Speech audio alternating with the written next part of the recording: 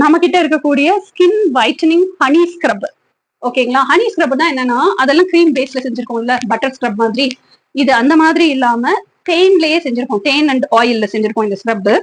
So இது வந்து எதுல செஞ்சிருக்கோம்னா, ஆரஞ்சு தோல் இருக்கும் இல்லையா? ஆரஞ்சு மற்றும் மாதுளை தோல், அந்த குருணை இருக்கும் இல்லையா? அதை எடுத்து ஸ்க்ரப்பா செஞ்சிருக்கோம். ஓகேங்களா? அதுல லோட்டஸ் ஆயில், அதுல ஆன்டி ஏஜிங் ப்ராப்பர்ட்டி இருக்கு லோட்டஸ் ஆயில்ல. ஹனி சேர்ந்திருக்கும். Honey is natural bleaching agent. அது போக ஆரஞ்சு தோல், பீல் பவுடர், அந்த குருணை இருக்கும் இல்லையா? மாதுளம்பழம், இதுக்கும் ஆன்டி ஏஜிங் ப்ராப்பர்ட்டி இருக்கு. மாதுளம்பழத்துக்கும் ஆரஞ்சு பீல் பவுடருக்கு வந்து ஸ்கின் வைட்டனிங் ப்ராப்பர்ட்டி இருக்கு. சோ இதெல்லாம் சேர்த்ததுதான் இந்த ஸ்கின் வைட்டனிங் ஸ்க்ரப். இது வந்து ஹனில இருக்கனால ரொம்ப டைட்டா கெட்டியா இருக்கும். ஈஸியா எடுத்து அப்ளை பண்ணி மசாஜ் பண்ண முடியாது. இந்த ஸ்க்ரப் வாங்கிருக்கவங்க எல்லாம் என்ன செஞ்சுக்கோங்கன்னா, எவ்வளவு ஸ்க்ரப் உங்களுக்கு ஃபேஸுக்கு தேவைப்படுதோ அதை ஒரு ஸ்பூன்ல எடுத்து ஒரு தட்டுல வச்சுக்கோங்க.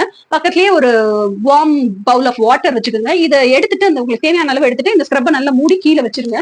So that it's completely closed. திருப்பி நீங்க டச் பண்ணி தண்ணியோட உழப்ப வேண்டிய அவசியம் இல்லை. அப்படி நேச்சுரல் ப்ராடக்ட் உழப்பினீங்கன்னா கெட்டு போயிடும். ஓகேங்களா? தனியா வச்சதுக்கு அப்புறம் நீங்க எடுத்து வச்சிருக்கீங்களா ஸ்க்ரப், அதை வந்து எடுத்து ஃபர்ஸ்ட் ஃபேஸ்ல ஸ்ப்ரெட் பண்ணிக்கோங்க. அது ஸ்ப்ரெட் பண்றதே கொஞ்சம் டைட்டா தான் இருக்கும். அதுக்கப்புறம் தண்ணியை தொட்டு கம்ப்ளீட்டா மசாஜ் கொடுங்க.